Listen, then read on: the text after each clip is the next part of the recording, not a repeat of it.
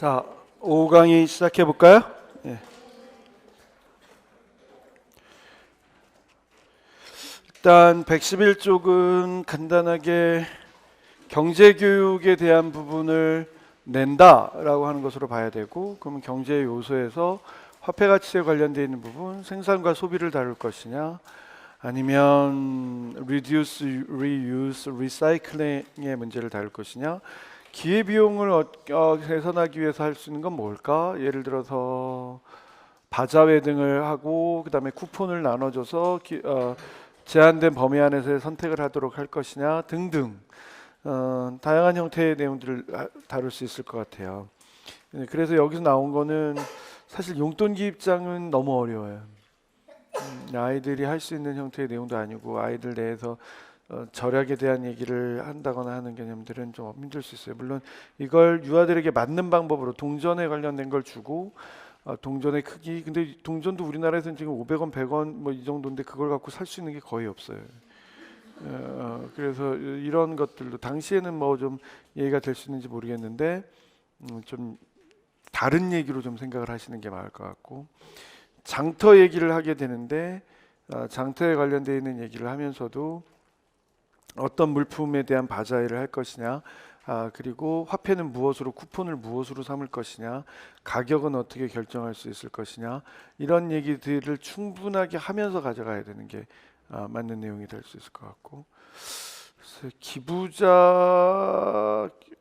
대한 기부 기관에 대한 방문이나 이런 것들도 사실은 너무 어려워요. 아이들에게 있어서 다룰 수 있는 얘기가 아니라고 생각해요. 이렇게 답을 하는 형태의 내용들은 좀 부족한 이유는 경제 개념에 대한 것들을 생각하지 않았기 때문이다. 따라서 경제 개념을 좀 다루면서 얘기를 해야 된다라고 보시면 되겠고, 넘어가겠습니다. 다음은 이제 언어. 뭐 상황에 맞게 바른 태도로 말하기, 이제 이건 옛날에 이렇게 물어봤는데 지금은 글쎄요, 교육과정 관련 요소 다루고 그 다음에 실제로 교육계획안이나 아니면 수업 실현 상황에서 누리과정의 요소를 반영해서 얘기하는 것. 그래서 장소, 때, 대상 등으로 나누어서 상황에 맞다라고 하는 이 세 가지를 나누어서 얘기를 했어야 된 거예요. 대상, 장소, 때. 그러면 대상이라고 하면 원장 선생님 얘기했던 거 나오고, 장소라면 공공기관에 해당되는 얘기 나오는 것이고, 그 다음에 때라고 얘기를 한다면 예를 들어서 낮잠 시간이라고 하는 부분을 가정에 두면서 접근해 나갈 수도 있었던 것이죠. 그 정도 보시면 될 것 같고, 113쪽에 은주 어머니께서 유치원에서 이루어지는 언어 교육의 사료의 은주 어머니께 유치원에서 이루어지는 언어 교육의 세 가지를 제시하고 효과를 얘기하시오. 그러면 이게 대부분의 경우는 이제 문해 교육에 관련되어 있는 것들도 들어갈 수 있겠지만, 이런 경우에 있어서 시작점은 듣기, 말하기, 읽기, 쓰기에 관련되어 있는 모든 총체적인 형태의 교육을 다뤄야 돼요. 따라서 교육을 얘기를 할 때 준비 교육으로만 얘기할 것이 아니라 의사소통 기능에 대한 중요성을 안내해서 하고 있는 형태의 내용들, 더군다나 균형적 접근법이 어떻게 이루어지고 있는지에 관련되어 있는 얘기들, 그리고 유아들에게 있어서 실제적 사용 능력, 그 다음에 의미화된 형태의 능력을 갖춰 나가기 위해서 문학적 접근 등에 해당되는 내용들이 어떻게 나타날 수 있는지를 얘기를 해야 돼요.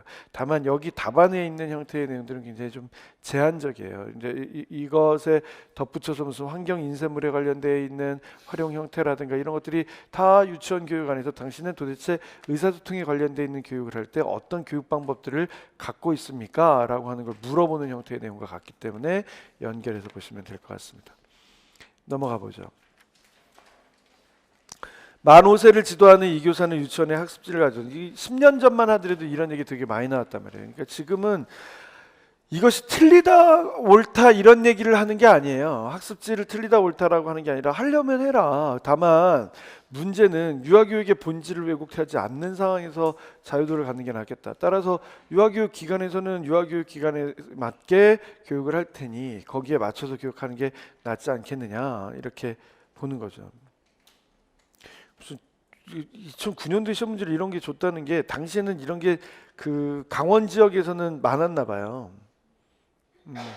그래서 학습지를 가지고 왔대. 집에서만 하는 것도 아니라 무슨 중학교 애들 같아요. 학원 다니라고 학원 숙제를 학교에서 하는 듯한 그런 느낌. 그래서 이런 얘기는 글쎄요.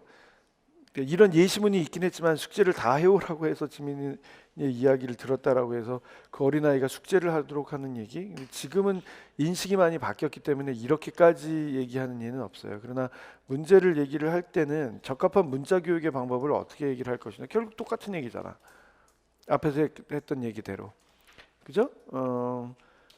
균형적 접근법을 사용하면서 준비도를 고려하는 내용과 발생 전 문식성을 사용하는 내용, 환경 인쇄물들을 사용할 수 있는 형태의 내용들, 다양한 형태의 통합적 형태의 활동 안에서 의사소통에 관련되어 있는 내용들이 적용될 수 있는 것들. 그다음에 문학적 교육을 통해서 의사소통 기능과 의미 체계에 대한 이해를 어떻게 해나가는지, 우려하는 바와 같이 표기 형태는 어떻게 가져갈 건지. 그러면 결국에는 균형적 접근법이 매우 구체적으로 나타날 수 있는 것. 그것이 가정에서의 교육 안에서는 어떻게 적용이 될 수 있는지에 대해서 얘기를 해보는 게 필요했던 것이죠. 그런 차원의 얘기로 보시면 될 것 같습니다. 총체적 접근법 말고 뭐 언어 경험 접근법 쓸 거예요. 얼마든지. 다만 그것이 유치원 교육의 실제에 맞는 내용이 될 수 있겠죠. 그래서 이 대답 안에는 교육과정의 내용을 가져와서 주변에서 친숙한 글자를 찾아 읽어본다라고 하는 부분과 관련 지어서 환경 인쇄물에 대한 얘기를 하고 있고요. 언어 경험 접근법과 관련되어 있는 내용에서 유아들의 일상생활 안에서의 경험이 언어적 경험으로 옮겨질 수 있는 것, 말이 글로 옮겨질 수 있는 경험 형태를 얘기를 할 수 있겠고, 환경 구성 얘기하고 있는데 글쎄요, 문학적 접근 방법과 같은 것들 얘기할 수도 있을 것 같고, 통합적인 언어 환경, 언어 교육을 위한 통합적인 환경 구성 등에 대한 얘기들도 할 수 있을 것 같고, 지금까지 해왔던 얘기들 다 반영이 되는 내용들입니다. 그래서 오히려 이런 것들이 나오면 쉬워요. 이런 문제도 냈네. 악기를 사용하지 않고 유아들이 소리낼 수 있는 방법, 신체를 이용한다라고 하는 부분, 신체의 특정 부분을 이용하는 부분, 한 소리로 악기 연주를 대신하는 말소리의 부분, 대용 사물에 해당되는 부분, 이런 것들을 이용해서 하는 거. 그래서 여기서도 신체, 목소리, 그리고 주변 생활용품 등에 해당되는 것들을 이용할 수 있다. 그것에 대한 구체적인 예들이 이 안에 들어가 있는 걸 볼 수 있습니다. 요즘에는 이런 형태의 내용들은 다 수업 실현 시험에서 물어보는 거예요. 이런 건 이제 내지 말아야지. 수학적 탐구하기에 5가지 내용을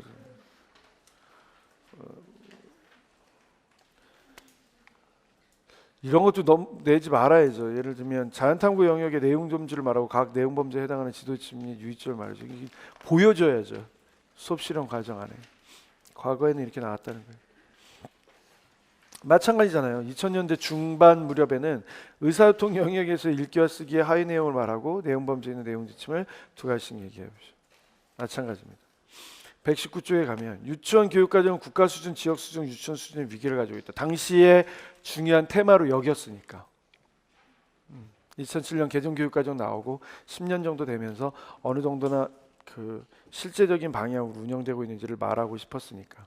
유치원에서 하나급을 운영하기 위한 교육과정을 재구성한다고 했을 때, 그러면 단위 유치원 중심 교육과정 운영 체제에서 뭘 할 거냐? 그러면은 연간 교육계획안 작성하는 것부터 단위 활동안 작성하고 평가하는 것까지 1년의 그 시퀀스 있죠? 표 요구조서부터 시작해서 그 얘기하는 거예요. 아니면 교사론으로 얘기할 수 있는 바가 뭐냐고 물어보는 거고. 어렵지 않습니다. 옛날에 나왔던 형태입니다. 120쪽으로 가면 이런 건 이제 영원한 주제가 돼요. 영상평등 교육을 실현하기 위한 방법이 4가지가 뭐냐. 요즘에 큰 축이거든요. 4가지씩 말하기, 5가지 이상 말하기. 그러면 그 축을 어떻게 가져갈 것인가가 관건이에요. 그 측면 구분을 하는 게 핵심이란 말이에요. 여기처럼 교사학습, 매체, 부모, 측면 교육과정, 측면 교사, 측면 이렇게 나눌 거냐를 생각을 해봐야 된다는 거죠. 실제로 이런 내용들은 교육부 자료 안에 있었던 내용이에요. 양성평등 교육의 실현 방안에 관련된 부분에서 편견을 어떻게 제외할 수 있을 것이냐, 교육과정 안에서의 지속적이고 일관된 교육의 형태는 어떻게 나타날 수 있을 것이냐, 이런 내용들이 꾸준하게 언급이 되는 사항들이란 말이죠. 그렇다고 치고 뭐 다른 문제들도 이거와 관련해서 많이 나온 게 121쪽으로 와보면 자유선택 활동 시간에 남자아이들은 쌓기놀이 영역에서, 여자아이들은 역할놀이 영역에서 놀이하고 있다. 그럼 이게 뭐라고 규정 지을 줄 알아야 돼? 성역할 고정관념이다라고 하는 것으로 규정 지을 줄 알아야 돼.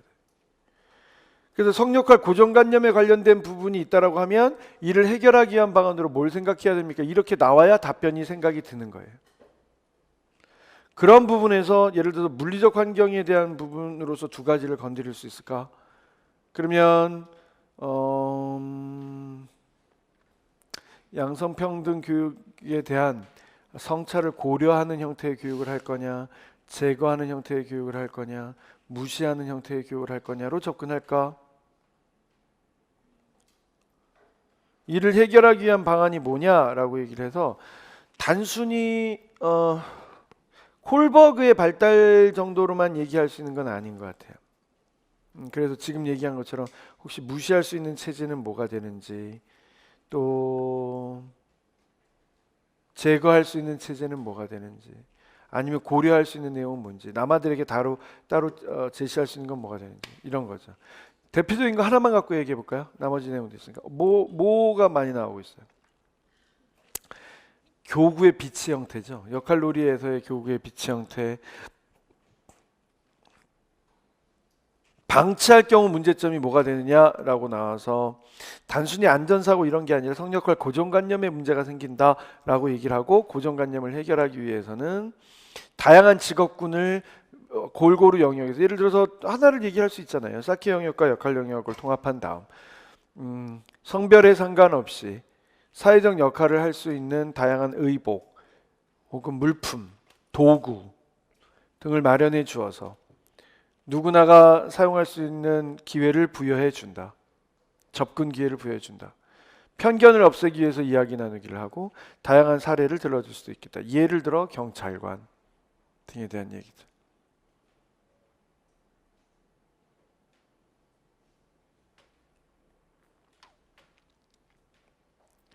그런 얘기들이에요. 또 혹은 뭐 여기 나온 답들에 대한 것들을 보게 되면 오케이.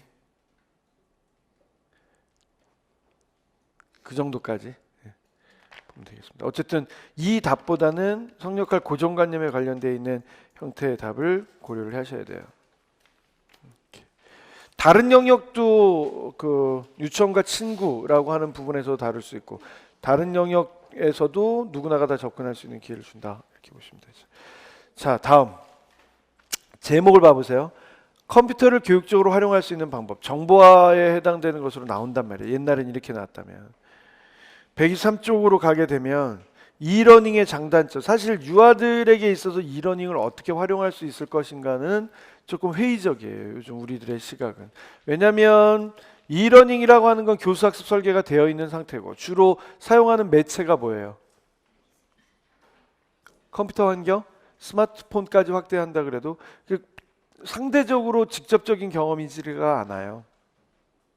그래서 유아교육 분야에서는 이런 매체를 언제 활용할 수 있겠습니까? 해서 매체 사용을 할 때 순기능에 초점을 두었던 게 2000년대 초반에 대한 얘기예요. 오케이? 그러나 요즘은 어떻게 나온다고? 5G 세대에 당신은 뭘 할 겁니까? AI, 인공지능을 활용하는 시대에 있어서 당신은 뭘 할 겁니까? AI가 활용되고 있는 예가 뭐 어디 있나요? AI가 바둑만 생각하지 말고 AI가 활용되고 있는 예가 어디 있어요? 여러분 유튜브 가끔 보세요? 자주? 뭐 자주. 그러면 유튜브의 목록을 내가 결정하지 않아도 레코멘데이션이 있는 게 있죠. 그거 다 AI예요. 내가 한번 다음이나 어디서 뭔가를 열어봤다라고 여겨지면 그것과 관련되어 있는 주제들이 나와요. 내가 한번 요리 열어보기 시작하면 온갖 요리 세상이 다 나옵니다. 백종원 씨 100만이 넘었다면서 유튜브. 네? 100만이 넘었대요. 백종원 씨는 그래도 도화살은 있나 봐요. 역마살 말고 도화살. 사람들을 이끄는 어떤 매력을 느끼게 하는 거예요. 묘하죠. 역설적인 논리도 갖고 있는 사람이기도 하고, 약간 수더분하기도 하면서도 굉장히 치밀한 사업가이기도 하고, 본인은 그 사업을 하기 위해서 요리를 배웠던 스타일, 이라고 얘기할 수 있겠죠. 그 사람의 에피소드가 되게 많던데 뭐 강남에 되게 유명한 포장마차 운영했었다면서요. 사업 다 말아먹다가 못 들으셨어요? 그래서 그 사람이 그 포장마차에서 성공하기 시작을 하면서 엄청 유명했다고 하대. 그런 것부터 시작해서 이 노량진에도 이 백종원 씨 회사에 가기가 되게 많아요. 우리 학원이 좀 이쪽으로 와 있어서 좀 별로지. 저기 핫스팟 포인트 뭐 이런데 거기 지금도 맥도날드가 있나요? 거기 부근 거기서 조금 거기 부근 보면 삼거리 나오죠. 삼거리 안쪽에 보면 거기 안에만 하더라도 백종원 씨 가게가 한 7, 8개 될걸요. 홍짜장 뭐 그다음에 뭐 무슨 고깃집 심지어 백다방 뭐 엄청 많을걸요. 근데 사업성이 굉장히 좋은 사람이에요. 자, 좋아요. 그런 식인 거야. 자, 그런 AI 시대에 우리는 뭘 해야 될까? AI를 활용하는 정보화 사회에 우리는 뭘 해야 될까? 우리에게 필요한 능력은 뭘까? 이런 것들 다 생각하셔야 돼요. 그 미디어 교육에 관련되어 있는 내용 범주 다 보세요. 하드웨어 사용할 줄 알아야 되고요. 정보를 찾아내는 능력도 있어야 돼요. 유아기 시기에도 찾아낼 수 있어야 돼요. 요즘에는 그 시리 뭐 이런 애들 통해서 발음만 제대로 하면 잘 찾아주죠. 가끔 얘네가 한국말인지 외국말인지 못 알아들어갖고 이상한 거 찾기도 하고 하지만 이게 시리만 있는 게 아니잖아요. 다른 것들도 많이 있는 것 같은데. 뭐 있죠. 그래서 이렇게 뭐 찾아줘라고 하면 뭘 찾아주고 이렇게 하죠. 자, 그러니까 유아들도 할 수 있겠죠. 강아지 이름 부르듯이 불러놓고 나 삼색 주먹밥 찾고 싶어. 네 주인님 삼색 주먹밥 찾아드리겠습니다. 이렇게 나오지 않던가요? 주인님 이렇게 나와요? 그렇게 안 나와요? 하기야 무슨 뭐 요술램프의 지니도 아니고. 근데 그런 느낌이지 않아요? 요술램프의 지니를 부르는 듯한 그런 느낌이지 않아요? 언젠간 한번 이렇게 풍 하고 나타날 것 같아요. 그리고 우리 집집마다 요술램프 하나씩 있어야 될 것 같아요. 그 요술램프가 다 스마트폰의 형태가 되지 않을까? 그래서 이렇게 요술램프 입구에서는 이렇게 나와갖고 막 빛이 이렇게 휘어 이렇게 해서 막 보여주고 되지 않을까? 하여간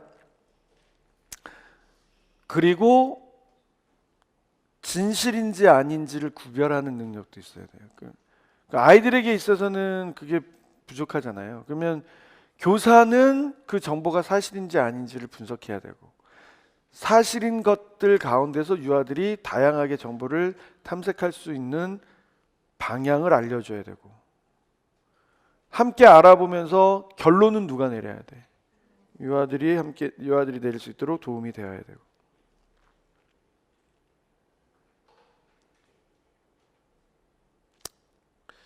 사실 유아기 시기에 시공간을 초월한 형태의 학습이 이루어진다는 건 곤란해. 유아기 시기는 아니 우리도 마찬가지. 우리도 처음에는 이러닝이 나오거나 했을 때 그래서 이 문제로는 안 나온단 말이에요. 정보화로 나오지. 이러닝이 처음에 나왔을 땐 장점이 뭐냐라고 얘기 나오면 시간과 공간을 초월해서 학습이 이루어질 수 있는 게 연령을 막론하고 장점이다 이렇게 나왔었어요. 근데 한번 생각해봐. 시간과 공간 이 얘기를 이렇게 메타포를 이용해서 생각을 해볼까? 편의점 나왔을 때 정말 좋던가요? 편리하고 저에게 경우는 있었어요. 좋았었어요. 대부분은 그냥 집에 맨날 늦게 들어가면 문 닫혀 있는데 그래도 뭐 담배라도 하나 사러 들어갈 수도 있었던 것 같고 아니면 혼자 맥주라도 하나 편의점이 처음 생겼을 때 진짜 놀랐어. 와, 이 시간에 가는데도 야 이런 게 열려 있어도 좋네. 뭐 시절 좋을 때야 뭐 담배나 뭐 맥주를 살 수 있었지. 시절 안 좋을 때는 컵라면 하나 사갖고 올라가서 밤에 먹고 자고 뭐 그래도 그게 어디냐 이런 게 있었어요. 근데 진짜 그런 게 이제 활성화되다 보니까 은유적으로 얘기를 하면 24시간 하는 음식점 찾아가면 좋습니까? 왜 뼈다귀 해장국집 이런 거는 24시간 음식점 하는데 있잖아요. 그럼 찾아가면 좋습니까? 이럴 땐 좋아. 술 엄청 먹고 술 깨고 가야 된다거나 했을 때 굉장히 좋은 것 같아요. 근데 진짜 좋습니까? 응? 김밥 파는 집 24시간 하면 좋습니까? 한번 생각해봐요. 새벽 3시에 김밥을 먹는다는 건 이건 뭔가 좀 이상한 거야. 인간적인 처음에는 와, 이 시간에 밥이라도 먹을 수 있어서 다행이다라고 싶었는데 곰곰이 생각해 보면 왜 이 시간에 밥을 먹어야 되지라는 생각이 들어요. 마찬가지로 생각을 해봅시다. 유아교육이 아니라도 생각해 봅시다. 시공간을 초월해서 공부를 할 수 있다고 여겨. 좋지. 내가 편한 시간에 선택해서 할 수 있다는 점이. 근데 해보면 알아요. 인터넷으로 수강하시는 분들은 해보면 압니다. 그래서 인터넷으로 수강하시는 분들은 이 강의를 새벽 2시쯤 듣고 있으면 내가 뭐 하는 건가 이런 생각이 들 때가 있어요. 이건 해서 할 짓이 아니구나 뭐 이런 느낌이 들 때가 있어요. 그 하물며 유아교육으로 얘기해봐. 아니 무언 세상에 낙을 보겠다고 애들을 시공간을 초월해서 교육을 해. 한 20년 반짝했어요. 시공간을 초월해서 교육하는 것의 장점이. 공간 초월을 얘기를 하면서 쓸 수 있는 장점은 여전히 남아있기도 하고 물론 시간을 초월해서도 장점은 여전히 남아있기도 해요. 예를 들어서 이런 나라들 있죠. 무슨 오스트레일리아 땅은 넓은데 사는 사람들이 별로 없고 그런 데서는 하나의 메인 강의의 형태가 있거나 뭐 수업의 형태가 있으면 떨어져 있는 곳에서도 배울 수 있단 말이에요. 걔는 시차가 있을 수 있겠지. 미국과 같은 경우 동부 시간, 서부 시간 다를 수 있으니까 시차가 있을 수 있겠죠. 그 시차를 극복하면서도 커뮤니케이션이 일어날 수 있는 길에 대해서 좋을 수 있어요. 그런데 유아교육이잖아. 유아교육은 그 유아교육에 몸담고 있는 사람들의 현재성에 기초해 있어야 돼. 그래서 라틴어로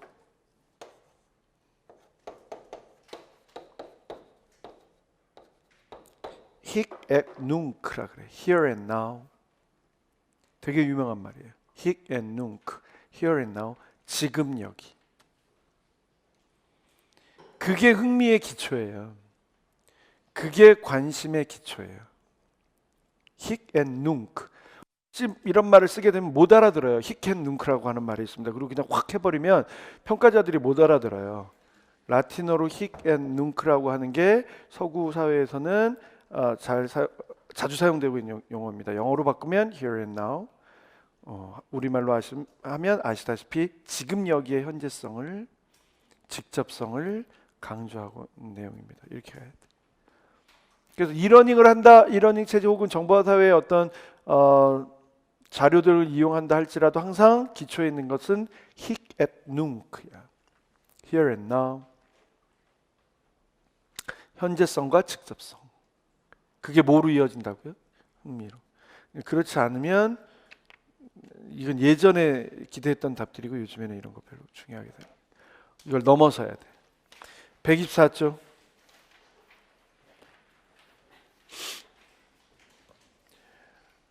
유아가 다양한 예술 경험에 관심을 가지고 풍부한 활동을 하기 위해서는 교사의 지식, 기술, 태도가 선행돼야 된다.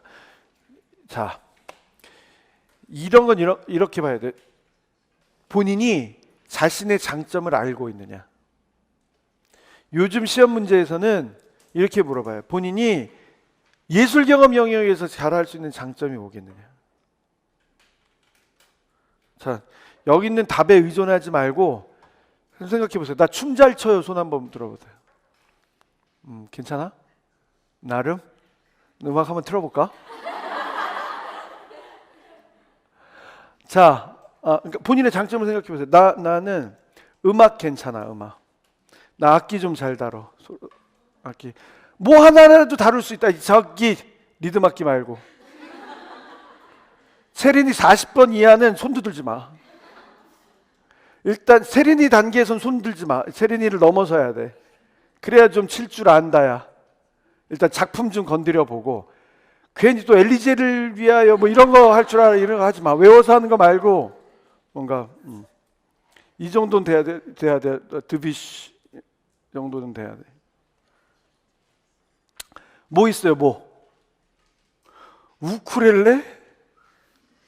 좀 잘해야 돼. 우습게 봐요. 우쿨렐레. 진짜 우쿨렐레 한번 얘기했다가 우습게 당한 사람들 많아. 뭐? 없어요? 하면 만약에 악기를 사용하면 새노래 지도와 연관시킬 수 있는 가능성이 있는지를 따라와야 돼요. 자기 무기가 될 수 있어요. 피아노보다 유리하지. 근데 있잖아, 하모니카, 피리 이런 건 안 돼. 음원 사용해야 돼. 망해. 플룻 이런 건 생각하지도 마. 돼요? 미술 나 좀 괜찮아요. 내 손만 거치면 모든 게 다 만들어집니다. 나 드로잉 정도는 쉽게 할 수 있습니다. 세상에 제일 부러워하는 사람들입니다. 제가 드로잉 정도는 쉽게 할 수 있습니다. 그림 이렇게 그려 나가기 시작하면 누가 봐도 예쁘다 그래요. 이 정도 뭐 하나 갖고 계셔야 돼요. 이 얘기가 그 얘기야. 예술 경험에서 자신 있게 할 수 있는 활동 그 얘기가 뭐냐? 그러면 세 개 다 나와야 돼. 미술, 음악, 움직임과 춤. 못해도 할 줄 알아야 돼.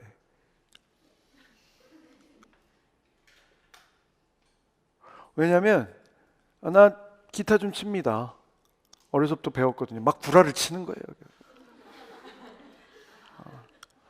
적어도 아이들이 사용하는 전래 동요를 포함하여 동요의 정도의 경우는 자연스럽게 반주합니다. 기타 갖고 있는 이로운 점이 있습니다. 아이들과 직접적으로 상호작용할 수 있고, 특히 역동적인 노래일 경우에 시작과 변형, 융통성 있는 운영이 가능하고, 음악이면 이제 음악에 대해서 썰을 풀어야지. 뭐라고 썰 풀까요? 뭐로 썰 풀 거예요? 기타를 사용하면서 할 수 있는 빠르기, 샘여림, 반복되는 리듬 주면서 아이들의 음악적인 요소 또 그것이 게임으로 이어지게도 할 수 있겠습니다. 뭐든 이렇게 얘기를 하는 거예요. 즐겁게 춤을 추다가 그대로 멈춰라. 얼마든지 바꿔서 할 수 있습니다. 아이들의 피로 상태를 확인해가며 개별적으로 등등 할 수 있는 썰을 푸는 거지. 이렇게. 미술은 어떻게 할 거예요? 그림 잘 그립니다 이렇게 얘기할 게 아니라 주제와 아니면 소재에 맞춰서 다양한 기법들을 사용할 수 있습니다. 예를 들어서 여름 주제야. 여름 주제에서 할 수 있는 기법들 하나는 얘기를 해야 되죠. 뭐 얘기하고 싶어요? 아이들이 바닷가에 다녀온 경험에 대해서 2학기를 시작하며 아이들이 바닷가에 다녀온 경험에 대해서 미술 활동을 할 때 특별히 아이들의 경험을 되살려 콜라주를 쉽잖아. 가정과 연계해서 사진을 가져오고 특별히 인상 깊었던 사진에 대해서 미리 준비해 준 콜라주 기본판을 나눠주고 아이들의 경험이 담겨있는 재료를 통해서 콜라주 활동을 하겠습니다. 그래서 줄 수 있는 즐거움이 뭘까요? 아이들은 콜라주를 하면서 다양한 재료, 붙일 때 사용될 수 있는 재료의 사용법, 질감, 다양한 색깔 이렇게 썰을 풀어야지. 움직임과 춤 어떻게 할까? 움직임과 춤. 나는 춤은 좀 추는데 아이들과 함께 움직임과 춤으로 어떻게 나타낼까? 어떻게?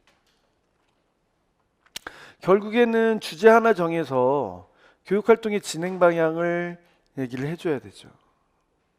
동물의 사육제 노래를 듣고 거북이에 대해서 관심 있게 한다면 거북이 동영상 보고 온몸을 이용해서 거북이의 움직임을 함께 찾아가 보겠습니다. 낮은 위치에서 팔과 다리 모두를 사용해서 천천히 움직이며 먼저 시도해 보겠습니다. 그러면서 난이도의 변화를 줘야 되죠. 뭐로 줄 거예요? 음악으로 줄 거지. 점점 빠르게 주면서 토끼보다 빠른 거북이의 모습을 통해 표현해 봄으로써 재미와 즐거움, 몸을 움직일 때의 기쁨 등을 함께 경험해 보도록 할 것입니다. 뭐든 편안하면서도 문제가 요구하는 형태의 답을 해줄 수 있어야 되죠. 이런 건 생기셔야 돼요. 그 안에서 예술적 요소를 탐색하고 표현하고 또 모두 들어가야 돼. 감상. 다 할 수 없다면 자신들의 미술 작품을 감상하면서 다 할 수 없다면 자신들의 거북이에 대한 움직임을 서로 감상하면서. 되죠? 예. 넘어갑니다. 전통교육, 아까 우리 얘기했네. 전통교육에 대한 방법은 전통놀이, 전통 음식, 그다음에 전통의복, 그죠? 그러면서 정체성과 관련되어 있는 내용들, 삶의 과정에 해당되는 내용들 들어올 수 있어야 되고, 전통 얘기하면서는 교육과정 안에서 변화, 아까 우리 그림 얘기했었죠? 연속성, 놀이 안에서 연속성. 자, 합니다. 127. 언제고 나올 수 있는 내용이 있지만 과거에 많이 물어봤던 내용이기도 해요. 뭐 요즘 새로운 교육과정을 준비하면서 이 부분을 다시 건드리려고 하는 의도가 많아서 그러니까 읽기 쓰기 연산, 그러면 기초적인 3R이잖아요. Read, Write, Arithmetic 이렇게 나오는 내용이죠. 그래서 기초교육을 지나치게 강요하는 입장에서 부모를 이러한 요구를 만족시킬 수 있는 방법이 뭐냐라고 얘기를 하면 유치원 교육의 본질 내에서 기초교육이 행해지고 있는 내용들을 찾아주면 돼요. 읽기, 세 가지 말하기로 했으니까 쭉 통합적인 형태의 활동하면서 읽기를 충족시켜 줄 수 있는 예, 쭉 통합적인 형태의 활동 얘기하면서 쓰기를 충족시켜 줄 수 있는 예, 쭉 통합적인 형태의 활동을 하면서 넘버링, 매스매틱스에서 넘버링을 줄 수 있는 예 등을 말해주면 돼요. 이런 거야. 그러니까 문제를 정확하게 파악하면, 당황하지 않고 파악하면, 아, 예시문 갖고 설명을 하는 거구나, 이렇게 잡으면 돼. 그러면서 부모 교육으로 보완하고, 그러면서 개별화 교육으로 보완하고, 그러면서 통합 교육으로 언급하고, 그렇게 들어가면 돼요. 이해될까요? 응? 예를 들어서 요리 안에서 넘버링을 생각할 수 있을까요? 내가 막 이렇게 답안을 생각하고 있는데, 예를 들어서 읽기 쓰기는 뭐 답안으로 어떤 걸 잡았다고 해봐. 예를 들어서 극놀이 하면서 쓰기로 돌아가시오가 생각났다고 해봐. 얼마든지 얘기할 수 있어. 근데 넘버링을 얘기를 해야 되는데 뭔가 생각이 안 났어. 근데 얼핏 그냥 요리 활동이 생각이 났어. 그래서 내가 늘 말씀드린 것처럼 생각하고 말하는 게 아니라 말하기 전에는 간단하게 정리하고 말하면서 생각해야 돼요. 어떻게 내 생각이 요리로 났는데 어떻게 연결하지? 어떻게 연결하지가 아니라 요리에서 할 수 있는 넘버링을 생각해봐. 뭐 하면 좋을까? 요리에서 할 수 있는 넘버링이 뭐가 있어요? 뭐 하면 좋을까? 레시피에 물의 개수 또 밀가루의 컵의 개수를 써놓고 아이들과 함께 직접 세어봅니다. 읽고 3, 그럼 셋을 세야 되네 라고 얘기를 하면서 물을 부을 때도 한 컵, 두 컵, 세 컵 이렇게 얘기를 하셔야 돼요.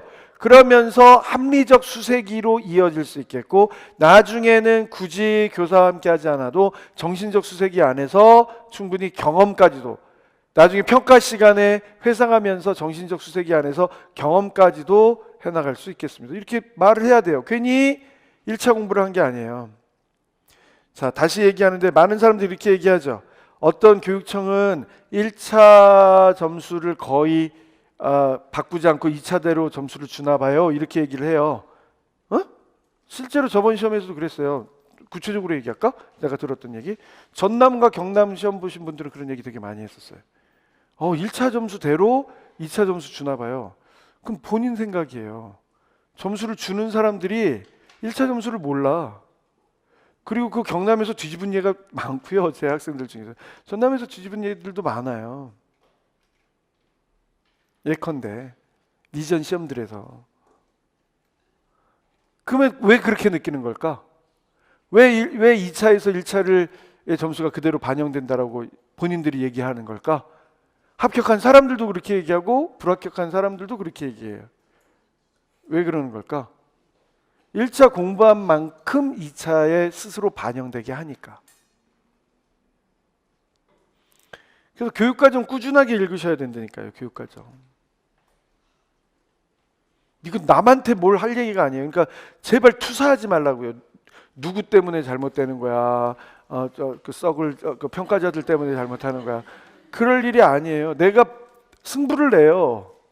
내가 보여주면 되잖아. 내가 갖고 있는 걸 확실하게 나타내주면 되는 거 아니겠어요? 그 왜 그렇게 못해? 그렇게 제가 농담 삼아서 얘기하지만 시험 볼 때까지는 담배 피시는 거 아니에요. 시험 볼 때까지는 술 좀 자제하시는 거예요. 활동이 원활하게. 술 담배가 사람을 이렇게 자꾸 우울하게 만든대. 그거 많이 하는 애들이 이제 그 마약하게 되고 막 이런 거죠. 더 강하게 뭔가를 자극하고 싶으니까. 이거 제가 말씀드릴 수 있어요. 그러니까 잠깐의 기분 전환으로 뭔가 뭐 이렇게 와인 뭐 이렇게 할 수도 있어요. 근데 일단 제가 경험해 본 결과 사고 과정이 굉장히 민첩해야 되고 또 창의적이 돼야 되고 그런 과정에 놓인 여러분들이라면 시험 본 다음에 하세요. 마음껏 시험 본 다음에. 제 경험상 말씀드릴 수 있어요. 경직돼요. 그리고 민첩하게 대응하지 못해. 이 얘기를 해드리는 이유는 그만큼 그 과정 안에 공을 들이세요. 자기 관리도 하고 멘탈리티도 관리해야 되고 피지컬리도 관리를 해야 되고 좋게 보여야 돼요. 병색이 완연한데 누굴 뽑겠어.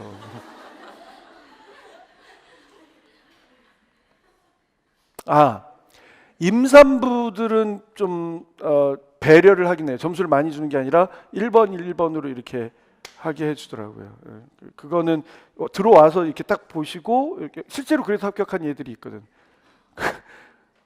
막 이런 케이스 있어요. 오늘 내일 하는데 오늘 내일이 시험이야. 그래서 너 나중에 나와라 이렇게 했었더니 진짜로 그 다음에 나왔어요. 다행이었죠. 그런 얘들 꽤 있어요. 여기 오래 있다 보니까 별 에피소드가 다 있어요. 내가. 자, 그 얘기를 해드린 이유는 아까 화장을 유리하게 하라고 말씀드렸잖아요. 그거를 막 떡을 이게 아니라, 이게 아니라 최선을 다하라는 얘기를 하고 싶은 거예요. 이게 그 안 본다? 목소리 톤도 봐. 목소리 톤을 딱 들으면 여러분들 그 수업 시간 들으면 아실 텐데 목소리 딱 톤을 들으면 아하 이렇게 시작하는 사람들이 있고요. 이렇게 해야 되는 경우들이 있어요. 진짜. 거기에 훈련해야 됩니까? 억지로 훈련하는 게 아니라 이미 그 세계 속에서 살면 그렇게 나온다니까. 기생충 안 봤어요. 그리고 볼 시간이 없을 거예요 아마. 그리고 대충 이렇게 짤로 나온 몇 가지만 가지고 어떤 내용인지 알 것 같아서 사실 봉준호 감독 영화는 하나도 안 봤어요 저는. 살인의 추억도 안 보고 뭐 마더도 안 보고 옥자도 안 보고 하나도 안 봤어요. 근데 너무 잘 통해요. 저희가 뭘 얘기할 것 같은지를 아는 거예요. 저는 기생충인데 그 포스터에 기생충이 한 마리도 안 나왔어요. 근데 영어 제목이 패러사이드라고 해서 이렇게 이렇게 덧붙여서 사는 인간 이거로 나왔어요. 그래서 이 사람이 지금 쓰려고 했었던 게 시나리오가 이런 건가 보다 이렇게는 알고 있었어요. 근데 그 디테일이 정말 살아있다고 하대요. 안 봤으니까 스포일러 아니에요. 나는 안 봤으니까 스포일러 아닌데 제가 경험한 것과 굉장히 비슷한 게 하나 있어요. 거기 실제로 화장실이 높아. 그게 시사하는 바가 있어요.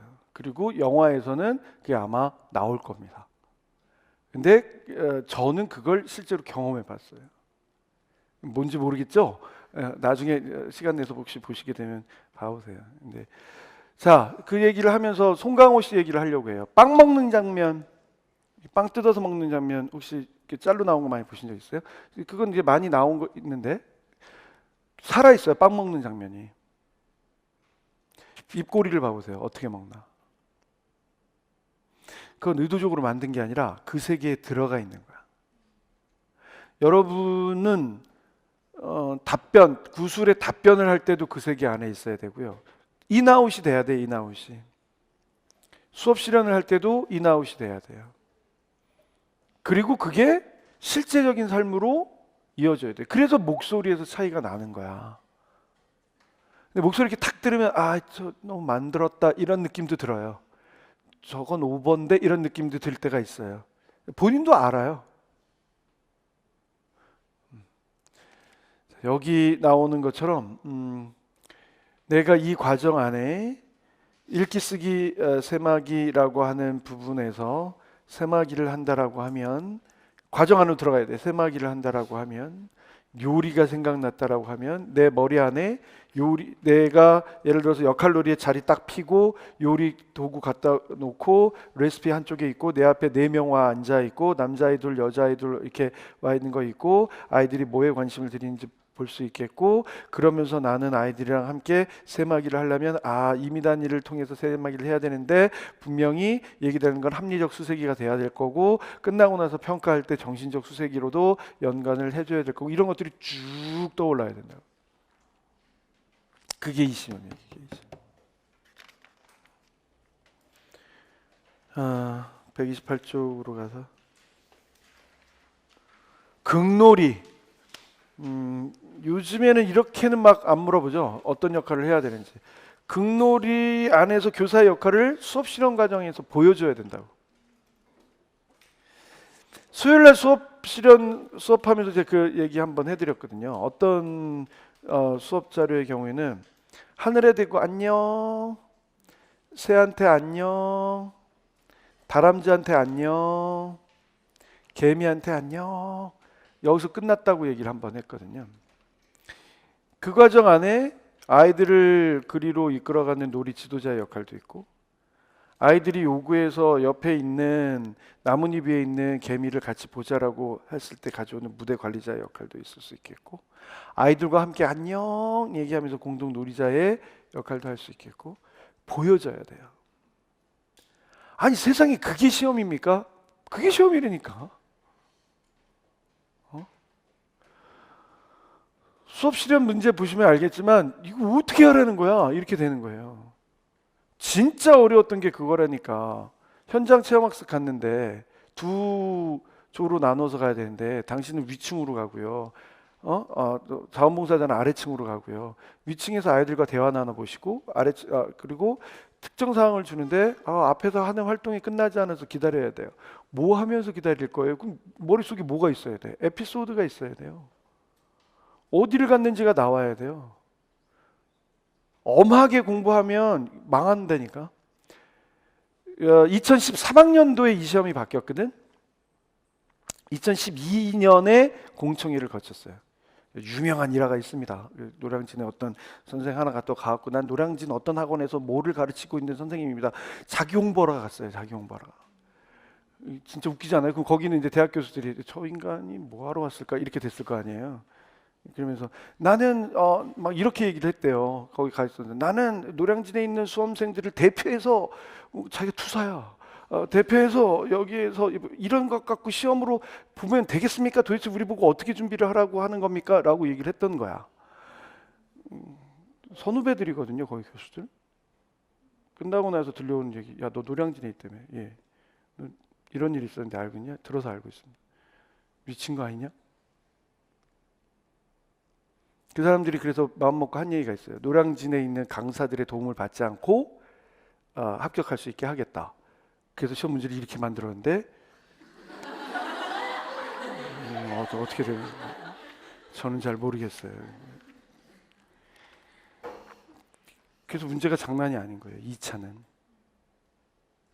예전처럼 이렇게 2006년이잖아. 2010년도 넘어가면서 그런 일이 있었다고요. 저를 포함해서 노량진에서 있는 선생들은 그냥 상품이에요. 그 상품의 질이 좋은지 안 좋은지를 모르는 거고, 결국 여러분들이 그 상품을 잘 사서, 저를 포함해서 잘 사서 잘 여러분의 것으로 만들어서 합격해서 가시면 돼요. 그래서 국립유치원에서 좋은 선생님으로 살아서 공직자로서 좋은 일들을 하시면서 사시면 돼요. 그게 다른 점이야. 근데 그렇게 시험이 바뀌면서 제가 여러분들에게 솔직하게 얘기해 드릴 수 있는 건, 제가 이렇게 강의를 하는 이유가 있다고 말씀드렸죠. 제가 젊은 시절을 물론 뭐 많은 분들이 그랬겠지. 젊은 시절을 여기서 보내면서 저희 아이들 키울 수 있고 이렇게 살아오면서 내가 할 수 있는 사회에 다시 돌려줄 수 있는 건 진짜를 알려드리는 거예요. 시험에서 진짜를. 그러려면 솔직하게 얘기해야 되는 거예요, 여러분들. 어렵지만 이렇게 준비를 하라고 얘기를 하는 거예요. 옛날처럼 이렇게 시험 문제 안 줘. 국놀이를 지도하기 위한 교사니까 첫째, 둘째, 셋째 이렇게 하고 그냥 끝나는 게 아니에요. 머릿속에 그 에피소드가 쭉 들어오면서 녹여서 얘기를 해야 되는 거야. 그래야 그 사람의 능력이 확인이 돼. 일반적인 사기업의 경우 삼성, 현대, 뭐 SK, LG 이런 데에서 신입사원을 뽑을 때 그 시험에 비교하면 우린 껌이에요. 거긴 이런 경우가 있었대. 내가 이 얘기를 할게요. 그냥 여러분들 어떻게 준비를 해야 되는지를 얘기를 해야 되니까. LG를 시험 봤대요. 우리 직원 친구야. 우리 직원 친구예요. LG를 시험 봤대. 그래서 이제 어디 부서를 봤는지 모르겠는데 막 잘 통과해서 이제 면접까지 갔대. 그래서 자네는 LG에 대해서 어떻게 생각하나? 그래서 뭐 초일류 기업이고 뭐 내구성 하나는 국내 외를 막론하고 어때? 그래 좋아. 오 정말 LG맨으로서 살 수 있는 준비가 되어 있나 봐. 뭐 이렇게 얘기를 했대요. 응? 이제 나가려고 하는데 집에 집에 TV는 뭐야? 이렇게 물어봤대요. 저희 집엔 파브스입니다. 파브가 옛날 저기로 삼성 브랜드예요. LG인데 파브 쓴다고 한 거야. 답하고 그분들이 막 웃었대요. 그래 좋은 텔레비지. 그래 잘 써. 그리고 나왔대요. 자기가 뭘 잘못했는지 몰랐대요. 그래서 나와서 와 됐구나. 그래서 이제 끝났으니까 친구들하고 이렇게 앉아가지고 맥주 하면서 야 오늘 진짜 나 답 잘했다. 지금까지 20번 떨어졌는데 야 이번에는 될 것 같아. 이렇게 하고 이렇게 얘기를 했대요. 그래서 야 그래서 뭘 물어봤는데 그래서 친구들이 이렇게 물어봤대요. 그랬더니 텔레비전 뭐냐고. 그래서 뭐라고 대답했는데 파브. 야 이 새끼야. 아니어도 LG라 그래야지. 근데 합격했대요. 솔직해서. 이런 얘기야, 이런 얘기. 그러니까 어디에 무슨 함정이 어떻게 숨어 있을지 모르는 게 그쪽 시험이거든요. 설사 뽑았다 할지라도 걔네는 인턴 기간이 있어서 얼마든지 자를 수 있잖아. 그리고 그런 제도가 있다는데 예를 들어서 대리에서 더 이상 안 올라가겠다고 약속하는 제도. 대신에 안 잘리는 뭔지 알아요? 근데 스스로 이제 못 견디는 난 그래서 가늘고 길게 가야지 했는데 나보다 밑에 있는 사람들 다 위에 올라가서 하면 결국엔 손 놓고 나와야 되는 그런 제도도 있다는데 자 그쪽에서 보는 시험에 비하면 아무것도 아니에요. 일반직 공무원 뭐 100몇 대 힘들지만 거기에 비하면 아무것도 아니에요. 하물며 우리는 아무것도 아니에요. 대신 전문성이 있어야 돼요. 그 전문성을 봐요. 왜냐하면 채점하는 사람들이 현직에 있는 사람들이기 때문에 어영부영하는 사람들이 아니란 말이에요. 여러분들끼리 스터디한다고 대화 나누고 답안 얘기하고 하는 건 그냥 그 수준이에요. 아 그렇구나. 그러나 거기서 이 안에 디테일이 뭔데 교육적인 현실이 뭐로 들어가 있는데 그래서 어떤 게 실제의 모습인데 이렇게 얘기하면 합격 가능성이 높아지죠. 불과 3, 4년 내에 이렇게 바뀐 거예요. 시험 문제가. 무슨 말인지 알겠어요? 계속 2차를 강화한다라고 하는 기조 아래 지금 이렇게 나온 거예요. 이렇게 시험 문제. 나오는. 잘 생각해 하시고 준비하셔야 됩니다. 아시겠죠? 넘어갑니다. 132. 2017학년도 정도가 나오니까 이런 게 나오네. 사례를 읽고 예진이에게 필요한 친사회적 행동 3가지를 말하고 우리가 사회관계 공부하면서 친사회적 행동 공부했네. 근데 이렇게 콕 집어서 나오는 거예요. 예진이는 유치원에서 자기 주장만 하고 자전거를 탈 때는 반드시 본인이 먼저 타려고 한다. 그러면 뭐 해야 되지? 친사회적 행동이? 양보하기로 해야 되나? 진짜? 공유하기로 하면 안 되나?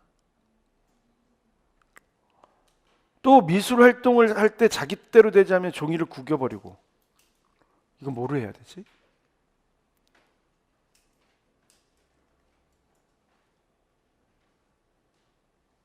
세 번째, 활동이 끝나고 나온 다음에는 정리도 하지 않는 모습을 보인다. 그러니까 세 가지가 보이니까 여기에 맞춰, 이거는 복원 문제예요. 길 수 있어. 길게 읽으면서 이렇게 찾아야 된다며, 이렇게. 그래서 부탁드리건데 2차 시험을 보시면 그날 기억했다가 메일로 차곡차곡 보내주시면 정말 감사하겠습니다. 그날이 제일 반짝반짝하거든요. 그러면 여러분들의 답에 대해서는 제가 코멘트를 따로 이렇게 개별적으로 해드리는 걸로, 답이 어느 정도 됐다라고 하는 얘기까지는 하겠습니다. 어쨌든 복원 문제라도 이렇게 볼 수 있으니 우리가 준비할 수 있잖아요. 자, 감정이입으로 얘기를 했는데 여러분의 생각은 어떠세요? 늘 자전거를 먼저 타려고 하는 것을 볼 때 감정이입 행동을 기르기 위한 교육을 할 필요가 있습니다. 여러분의 생각은 어떠시냐고. 다른 사람의 입장을 생각해보는 행위, 친사회적 행동으로. 다른 사람의 느낌에 대해서 이야기하면서 예진이가 친구들의 마음에 감정할 수 있는 기회를, 감정이입할 수 있는 기회를 가져 스스로 양보하는 체험을 할 수 있습니다. 이것도 다 설명해 드렸었죠. 세 가지 단계가 있다고. empathy, sympathy, compassion. 그죠? 감정이입, 공감, 연민. 이 세 가지가 차이가 난다고. 초기 단계가 어디부터? 감정이입. 어드밋만 되는 거예요. 확인할 수 있는 거. sympathy. 내가 그 사람과 동일한 형태의 감정가로 나도 느껴지는 걸 말하는 거. compassion. 그보다 더 caring 할 수 있는 게 뭔지, care for 할 수 있는 게 뭔지를 생각해요. care for가 단순히 돌보다가 아니죠. 이게 사랑한다라고 하는 것의 구체적인 표현을 care for라고 해요. 그 사람의 필요에 더 민감하게 반응하는 배려로 가기 위한 작업이란 말이에요. caring이. 그 시작이야. 그러면서 그 감정이입 행위가 다른 사람의 마음을 함께 느끼면서 양보가 주는 뿌듯함을 경험해 볼 수 있습니다. 이렇게 나온단 말이에요. 시험 문제가 바뀌어져서 이제 2017년도만 하더라도 일단 지금은 이 수준을 훨씬 더 뛰어넘는 문제들이. 예진이가 미술활동 시에 뜻대로 되지 않는 종이를 구기는 행동을 할 때 example 가져오고 나누어 갖기 행동을 위한 교육을 할 수 있습니다. 우선 미술활동에 교사가 함께 참여하면서 소그룹의 유아들의 색종이를 나누어 사용할 수 있는 약속을 정하고 예진이가 다른 사람을 배려하여 필요한 만큼씩 색종이를 나누어 사용하도록 합니다. 이때 친구들은 위에 배려하는 행동을 통해서 자신의 배려가 다른 사람의 성취에 도움을 줄 수 있다는 걸 경험하고 자발적인 나눔, 감정이입이 양보로 이어지고 나누어 갖기 공유 정신이 나눔으로 이어지고 같은 개념이긴 하죠. 배려로 이어지고 예전이가 활동을 한 이후에 정리하지 않는 행동을 할 때 이타성 향상을 위한 행동을 계획할 수 있습니다. 다른 사람에게 도움이 되는 거.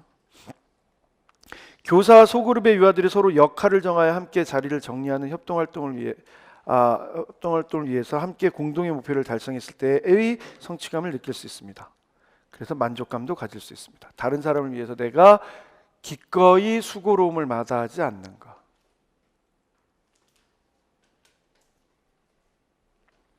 그래서 친사회적 행동을 하면서 이기적인 성향을 극복한다는 얘기가 나와요.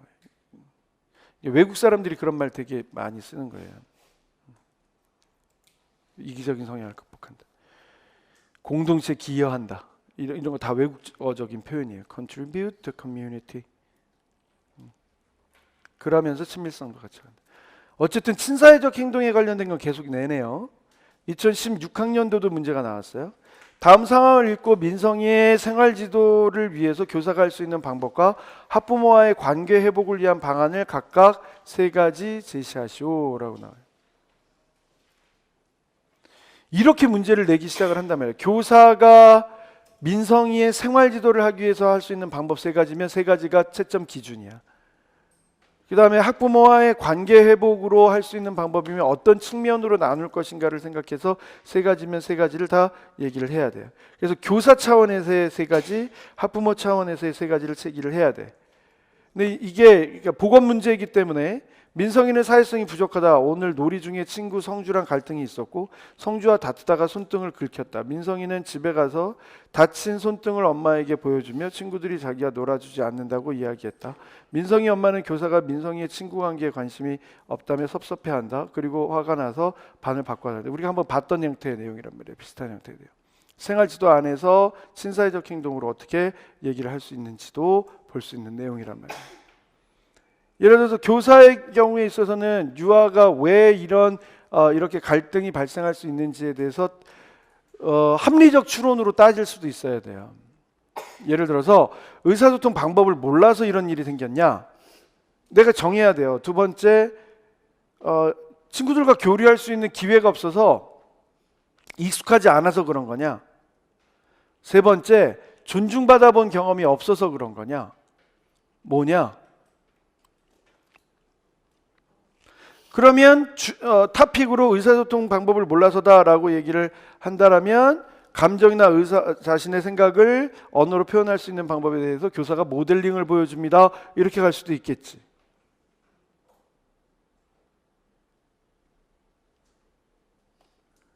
함께 교류할 수 있는 기회가 없어서입니다. 라고 얘기할 수 있다면 교류할 수 있는 기회를 줘야 되죠. 뭐로? 신체 표현과 같은 형태의 활동 안에서 둘이서 함께하는 형태의 활동을 하면서 친밀감은 어디서부터 나타나기 시작해요? 눈맞춤에서부터 나타나기 시작해서 가벼운 피부 간의 접촉을 통해서도 이건 인간의 본능이잖아요. 부비는 건 클럽에서만 부비가 있는 게 아니라 그래서 진짜로 그 클럽에서 부비하는 건 글쎄 인간 본능의 그냥 자연스러운 발로예요. 그리고 그런 형태의 트래디셔널 댄싱은 어느 나라에나 다 있어요. 저기 아프리카 가도 그런 유의 부비가 나타나고 저 남아메리카 원주민들 사이에서 춤을 추는 걸 봐도 그런 유의 부비가 나타나요. 그게 그냥 EDM 음악에 맞춰서 하는 부비로 바뀌고 그게 강남에서 이루어지는 일이라서 뭔가 세련돼 보이는 거지. 똑같아요. 그러니까 제가 지금 하는 얘기는 친밀감의 시작은 컨택부터 시작을 하는 거예요. 그게 아이 컨택 혹은 손잡음부터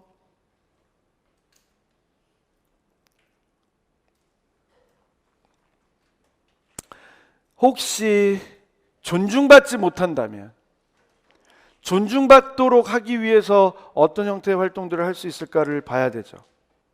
예를 들어서 존중의 1순위는 뭐예요? 강점에 대한 인정이잖아요. 강점에 대한 인정이 있고 누구나가 다 약점을 갖고 있다는 사실에 대한 인정에서부터 출발하는 거잖아요.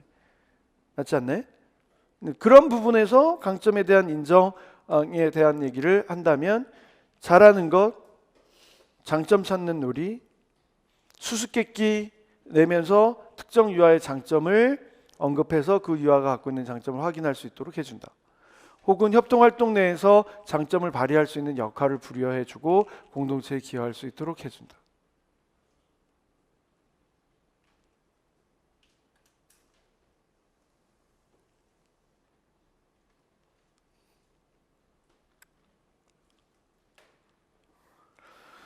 그럼 부모님에게는 교사가 해야 되는 일, 이건 매뉴얼이죠.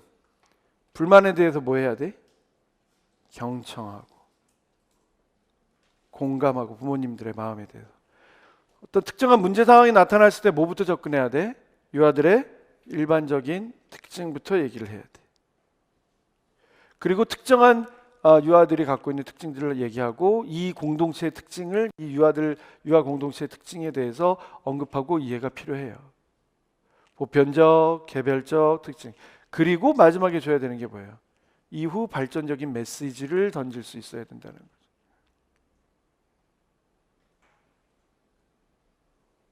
그게 약속으로 이어지는 거 아닌가요? 확인이 될 수 있을까요? 이런 거예요, 여러분. 이런 거.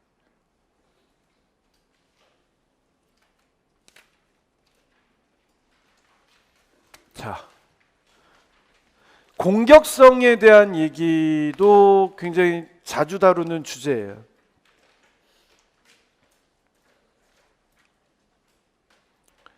그래서 어떻게 대처할 것인지, 그러면 앞에서 다뤘던 그런 공격성을 재혁이 부모님이 공격적인 유아인 재혁이 부모님이 부모 상담을 요청해 왔다. 피해자 부모님들이 아니라.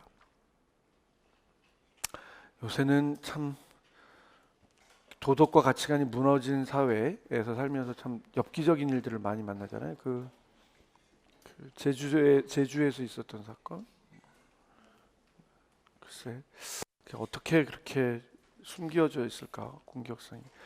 공격성은 프로이드가 얘기하듯 인간의 본능이에요. 오늘 운전해서 오면서도 불끈불끈 느껴지는 공격성이 한 4번 정도 있었던 것 같아요. 입으로 표현을 안 할 뿐이지. 그 자제력이 발휘되지 않는 세대니까 희한한 거예요. 그런 차원에서 공격성을 보이고 있는 부모님이 상담을 요청해 왔고 어떻게 대처할 것인지. 그러면 죄의식을 느낄까요? 부모님들의 경우는 그럴 수도 있을 것 같고, 심각성을 느낄 수도 있을 것 같고, 또 뭐도 있을까요? 방법을 몰라서 상담을 요청해 왔을 수도 있을 것 같고요. 혹시 유치원에서의 모습과 가정에서의 모습이 다르지 않는지도 물어보실 것 같고요.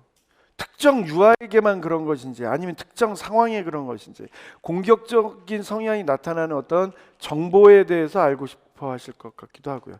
그런 얘기들이 이제 들어와야 되죠. 그리고 구체적인 지도법에 대해서도 언급을 해줄 필요가 있겠고요. 따라서 유아에 대한 이해 차원과 유아에 대한 지도 차원으로 나눠야 돼요.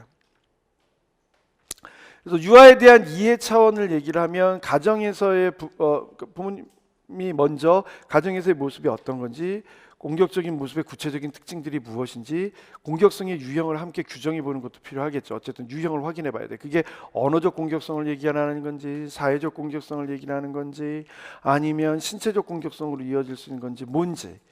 그래서 그런 행동이 일어났을 때 유치원에서 일어나고 있는 형태의 맥락과 가정에서 일어나는 맥락 등을 서로 정보를 교류해야 되죠.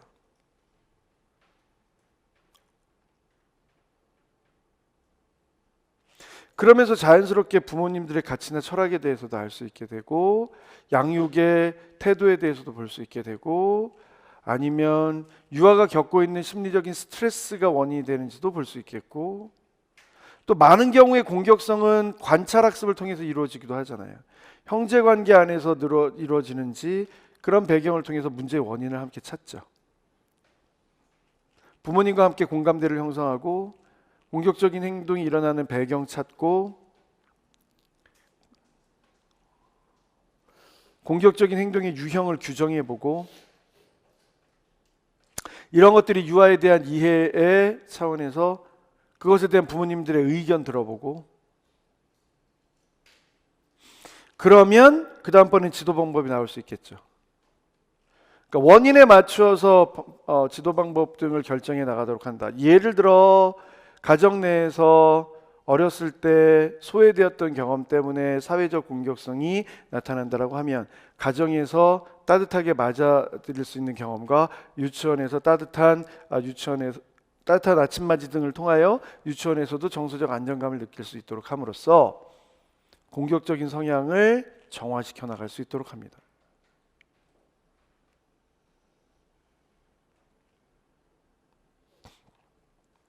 생각나는 행동주의 기법을 얘기를 하면서 보다 긍정적인 부분으로 상반행동 강화 등을 사용을 합니다. 공격성을 했을 때, 나타내봤을 때 벌을 주기보다 공격적이지 않고 친사회적인 행동으로 접근하고 문제를 해결했을 때 강화를 줌으로써 행동을 줄여가도록 합니다. 이렇게 가는 거죠.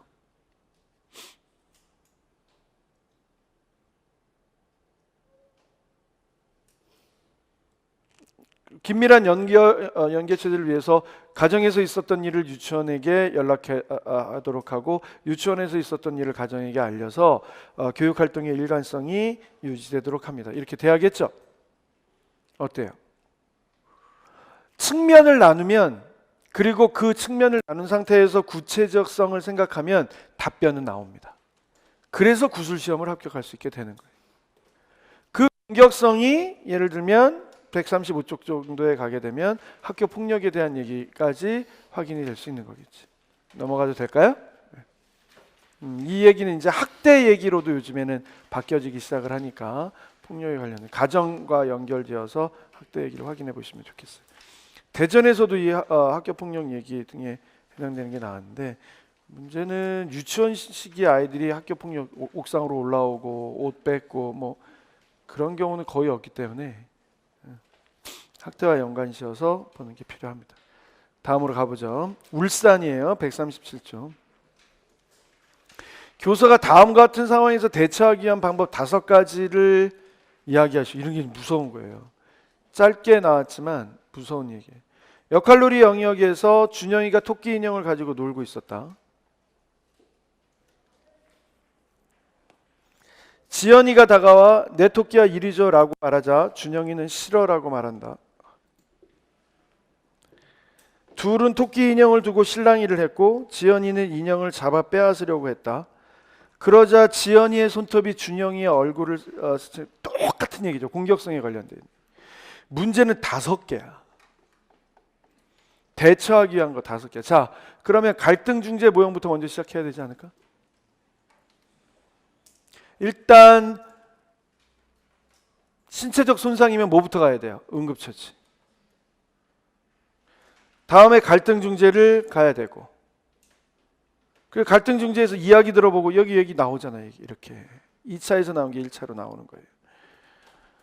토끼 인형 갖기 놀기 위해서 어떻게 하면 좋을지 스스로 문제 해결에 대한 방안 얘기하도록 하고, 사회적 기술을 증진시키고 그걸 활용할 수 있도록 해야 돼요. 그리고 문제에 나왔던 것처럼 미리 본인에게 알리고, 그리고 마지막에 갈등의 원천이 될 수밖에 없었던 이런 물품 사용이나 이런 것에 관련돼서는 미리미리 갈등의 원천을 제거한다라고 하는 얘기들이 나와야겠죠. 맞나요?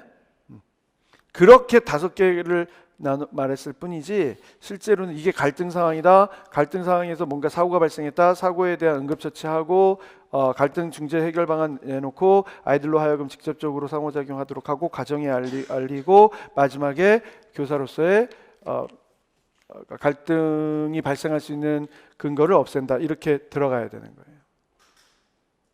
잘 봐주셔야 되는 문제입니다. 다음. 문제행동 지도에 해당되는 내용들이 꽤 많이 나오는데, 그 문제행동 지도를 얘기를 할 때 정교사는 수업에 집중하지 못하는 지민이 때문에 수업에 집중하지 못한다라고 얘기하면 주의력 결핍에 해당되는 얘기들을 다루는 거거든요. 그러면 주의력 결핍 문제를 해결할 수 있기 위한 다양한 체제도 일반적인 매뉴얼이 있어요. 일단 환경 정비, 주의를 집중할 수 있는 환경 정비. 예를 들어서 주변에 분산시킨 것이 있는지 확인해보고 그것들을 없애고 수업 과정에 관심을 기울이도록 한다. 이렇게 나오는 거죠.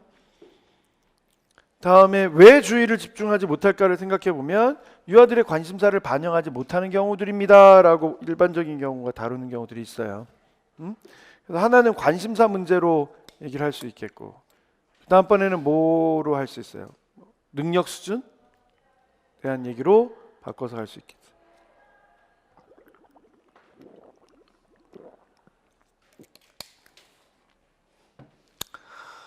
경기도의 문제 행동을 보이는 유아를 관찰할 때 유의점. 이렇게는 문제 잘 안 나와요. 관찰할 때 무의점 얘기를 하면 일단 문제를 출제했던 의도는 하나예요. 선입견이 개입되지 않아야 된다. 그 다음에 문제 행동 나오면 문제를 냈던 원천은 ABC 사건 표지법으로 찾기를 원하는 거예요. 그래서 맥락에 대한 구체적인 기록 등이 사실로 이어질 수 있어야 된다. 이런 얘기들이. 될까요? 이런 겁니다. 이런 거. 넘어가 볼까요? 140조.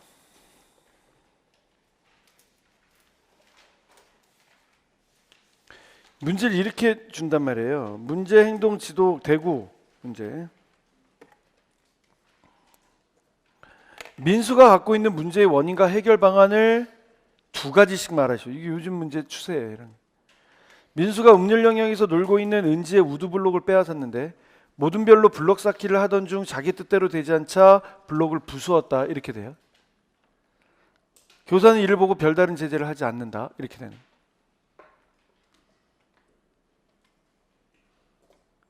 두 가지를 어떻게 나눌까? 이런 것들이 이제 여러분들의 어떤 능력이에요. 하나는 난 보자마자 난 개인적 차원과 사회적인 차원으로 나눌 것 같아요. 개인적인 차원에서는 정서적 조절에 관련된 것으로 가야 될 것 같고, 사회적인 차원에서는 의사소통 기술의 부족으로 가야 될 것 같아요. 이런 거의 매뉴얼이에요.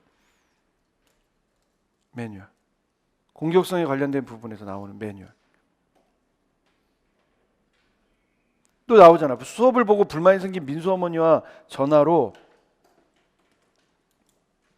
상담하는 상담기법 3가지를 뭐라고 나왔어요? 여기 실현하시오가 나왔어요. 이게 무서운 문제라고. 이게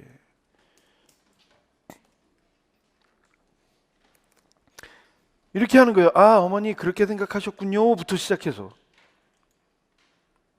어머니께서 제게 어머님의 생각을 솔직히 이야기해 주셔서 감사합니다. 공감을 하는 시작이고 방법이죠. 저도 지금 생각해 보니 어머니의 입장에서 보시면 별다른 제재가 없었다고 느낄 수도 있으셨을 것 같아요. 제가 죽을 죄를 지었습니다. 그렇게 하는 게 아니라 역할로 따지는 거예요. 역할로. 인성 문제로 가져오고 죄냐 아니냐 이런 문제가 아니라 역할로. 민수는 그래서 똑같아요. 시험 문제가 부모님들의 클레임에 어떻게 대처할 것인가가 시험 문제인데, 그 시험 문제를 실현하라고 하는 게 이 문제의 독특한 점이라니까. 민수 일반적인 발달 특성, 개인적인 특성 이런 얘기 하는 거잖아요. 민수는 발달 특성상 충분히 나타날 수 있는 자기중심성을 보이는 정상적인 발달 과정입니다. 다만 이렇게 긍정적인 거 먼저 깔고, 우리가 배운 용어로 정서 조절이 미숙하고 자기 신의 욕구를 언어로 표현하기보다 행동으로 나타내 주는 경우가 있습니다. 이렇게 얘기를 해야 돼요. 그래서 어려운 거야. 답을 보면 쉬워요. 이렇게 찾아내는 게 힘들어. 이 경우 교사가 직접적인 제재를 가할 경우 정서과에 대해서 스스로 인식하고 이해하며 조절하는 기회를 갖지 못할 수 있습니다. 아이들 간에 흔히 나타날 수 있는 행동이므로 지나치게 걱정하지 않으셔도 아이들은 조절해 나갈 수 있습니다. 근데 어떻게 조절하도록 할 것인지에 대한 얘기가 필요하잖아요. 보편성에 비추어서 개별성을 설명해 주고 있잖아요. 우려를 불식하고. 향후 교육적 방안과 계획에 대해서 안내하겠습니다. 따라서 앞으로 여러 가지의 다양한 방법으로 관찰하고 민수가 반복되는 행동을 했을 때 그 원인과 양상 그리고 영향을 파악하고, 이 원인과 양상, 영향을 판단한다는 게 ABC 사건표지법 쓰겠다는 얘기와 같은 얘기잖아요. 민수와 함께 문제를 해결해 나가도록 노력하도록 하겠습니다. 차근차근 긍정적인 정서과와 친사회적인 행동을 통해 또래와 즐겁게 생활하는, 이렇게 발전적인 방향에 대해서 제시를 해줘야 된다고요. 그게 목표야. 생각나는 대로 말하는 게 아니라 말을 통해 만들어가는 거예요.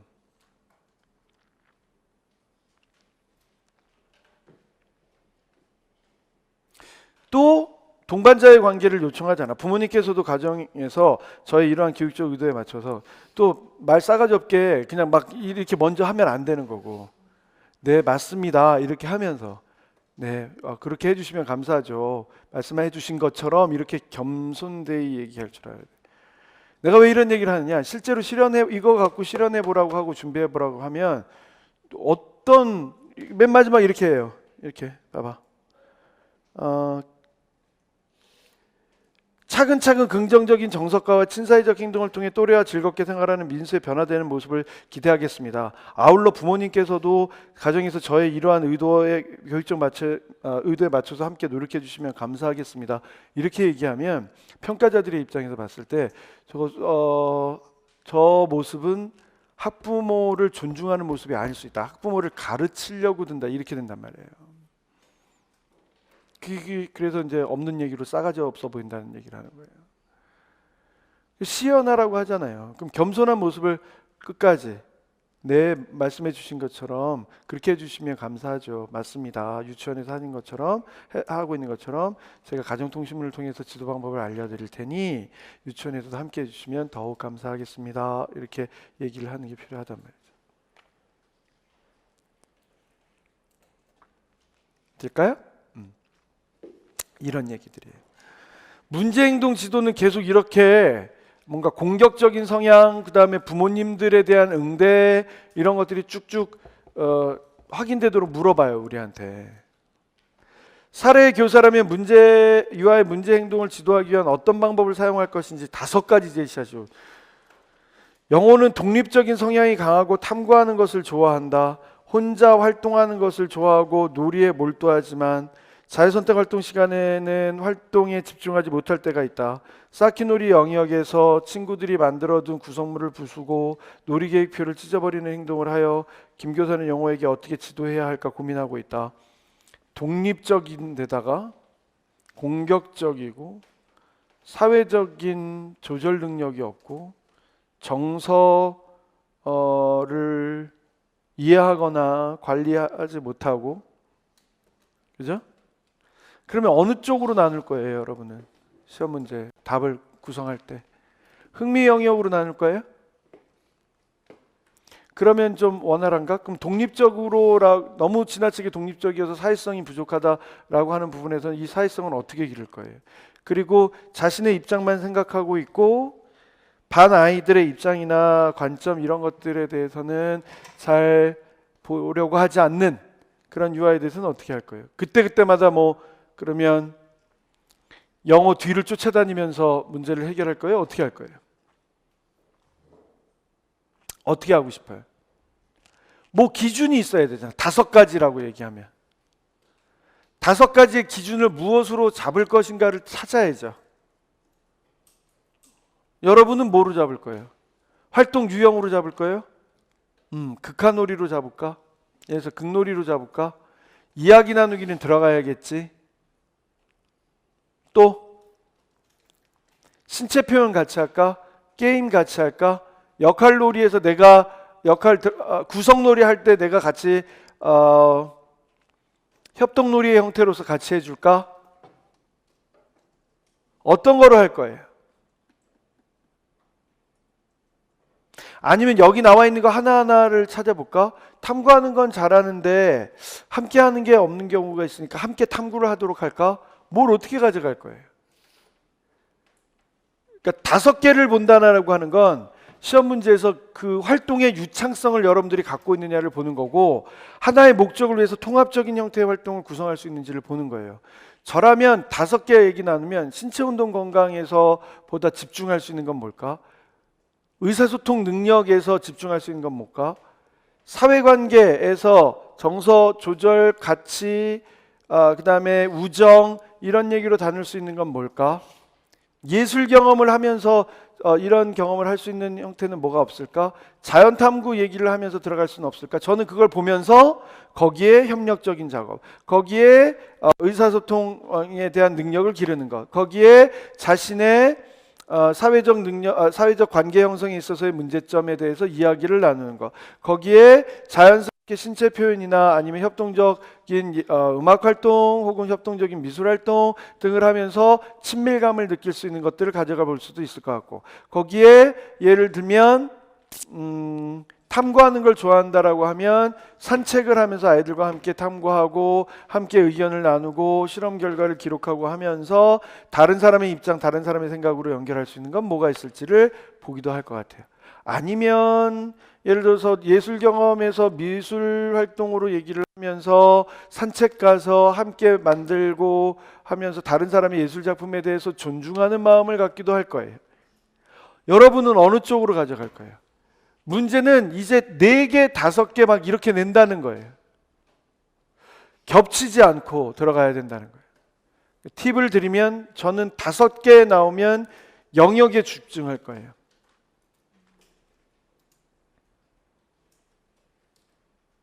그러면서 개별적이면서도 협력적인 형태의 활동이 뭐가 있는지, 활동의 유형으로서 이야기 나누기는 어디에 들어가야 되는지, 끊임없이 공동체성은 어떻게 지녀야 되는지에 대해서 얘기하도록 할 거예요. 이런 거 찾는 게 관건입니다. 여긴 규칙 얘기도 나오고 놀잇감에 관련된 얘기도 나오는데 겹치는 내용들이 많고 뭔가 하나로 이렇게 탁탁탁탁 정리가 되는 느낌 좀 덜한 경우가 있거든요. 차원 구분해서 나눠서 내 답변을 만들어 간다라고 하는 부분으로 확인해 두면 좋을 것 같습니다. 될까요? 네. 넘어가 봅시다. 자, 공격성에서 사회적 공격성으로 따지기 시작을 하는 거고, 사회적 공격성에 관련된 부분에서 따돌림 얘기하게 되는 거죠. 따돌림. 맞나요? 네.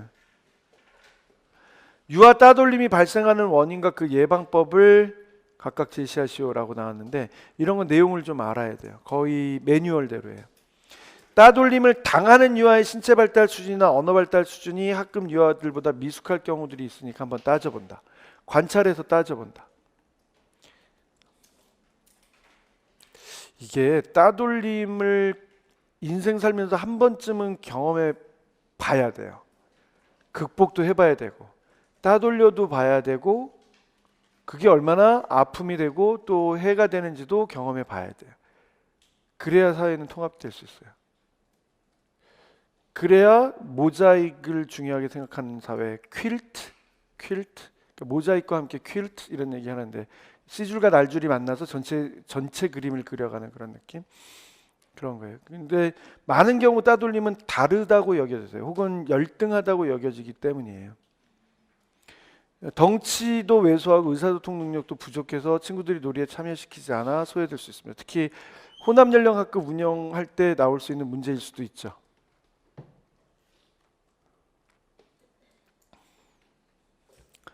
소외당한 유아를 돕기에 우선, 그러면 그 아이가 더 계속해서 그 아이 여전히 소중한 존재임을 알려면 그 아이의 의견 존중해주고 그 아이와 함께 정말 좋은 시간, pleasant time, joyful time, 이렇게 해서 뭔가 유의미한 시간을 보내고 있다라고 하는 걸 확인시켜 줄 필요가 있어요. 역할놀이시 공동놀이자로 교사가 참여해서 하나의 역할을 맡아서 소외 유아를 참여하도록 도울 수가 있습니다. 그러면서 이렇게 들어오잖아요. 예를 들어 병원 놀이시 교사는 엄마 역할을 맡아 우리 아이가 많이 아파요 라며 소외 유아를 아이라 여길 수 있습니다. 배려받고 있잖아요.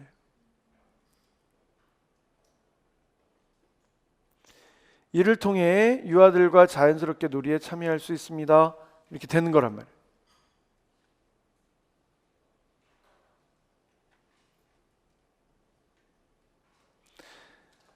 문제는 이런 얘기. 두 번째는 이제 이런 경우에 또 따돌림이 발생한다는 거예요. 예를 들어서 다문화 가정의 경우에 있어서 혹은 이질감이 느껴져서 낯설어서 우리 사회에서 다양한 사람들이 함께 어울려 살고 있음을 유아들이 인식할 수 있도록 합니다. 왜 해리포터 보면 슬레드린에 들어간 애들은 고유 혈통을 중요시 여기죠. 거기 네 개가 하나 슬레드린, 두 번째 그리핀도르, 세 번째가 후플푸프, 마지막이 뭐지? 레번클로. 후플푸프는 어떤 계열이에요? 착한 계열이에요? 그냥 순둥이들? 레번클로는 똑똑한 거예요. 그럼 슬레드린은 잘난이에요. 어퍼 클래스? 잘난이. 후플푸프는 순둥이들. 레번클로는 똑똑한데 사회적 지위는 높지 않은 애들. 그리핀도르는 뭐야? 에? 뭐라고요? 용감한? 정의로움? 그냥 섞인 게 아니라? 그냥 섞인 게 아니라? 어떤 한 능력에서 뛰어난 쪽은 슬레드린, 사회적인 지위에서 높은 지위, 후플푸프는 사회적 선, 스님, 목사님, 신부님, 그 다음에 레번클로는 좀 똑똑한 학자 계열, 그 다음에 그리핀도르는 뭔가 사회 정의를 위해서 노력하는 저항 세력, 뭐 이렇게 봐야 되나? 뭔지 모르겠네. 그거 보면 따돌림의 현상을 굉장히 잘 볼 수 있잖아요. 슬리데린이 그리핀도르 애들 머글이라고 해서 혼종된 것들 따돌리는 현상들 볼 수 있잖아요. 우리 사회에서도 갖고 있는 내용들이라서 따돌림에 대한 원인을 만약에 그런 부분으로 나타난다면 이런 다문화에 대한 이야기를 할 수 있을까? 아니면 저희 집 아이들은 유치원 때 보기는 했어요. 그 어려운 걸 제가 좋아해서 계속 보여주고 그래서 진짜로 그냥 아무 생각 없이 빗자루 만들어주면 가랑이다 끼고 날리려고 하고 뭐 했는데 이런 동화책이 있나 봐요. 깜순의 집에 놀러 갈래? 근데 제목이 마음에 안 들어. 꼭 깜수였어야 될까?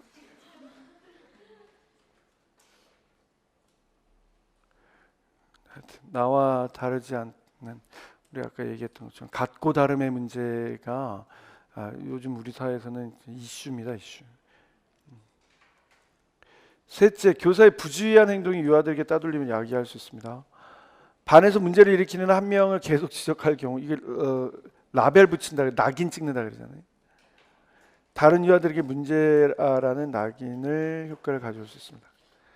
가끔 유아들은 교사에게 매번 지적당하는 친구를 부정적인 시선으로 바라보면서 그 친구를 거부하는 현상이 나타날 수도 있습니다. 교사는 자신의 행동이 가끔 유아에게 영향을 미친다는 사실을 인식하고 반복적으로 문제를 일으키는 유아를 다른 유아들 앞에서 자주 나무라지 않아야 됩니다. 그러니까 만약에 지도를 어떤 훈육에 의한 지도를 해야 된다면 1대1의 관계를 유지하는 게 필요하다는 거예요.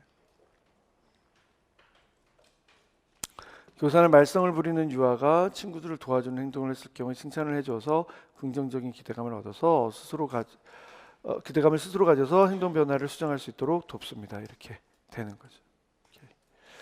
이것도 한번 자세히 살펴봐야 되는 따돌림에 대한 얘기 하나 볼 수 있습니다. 의외로 문제행동 지도가 굉장히 그 내용이 많아요. 케이스가 되게 많아요. 이 문제행동 지도, 안전 지도, 생활 지도에 해당되는 내용들은 좀 자세하게 보실 필요가 있겠습니다. 우리 조금 쉬었다가 이 부분 더 얘기하도록 할게요.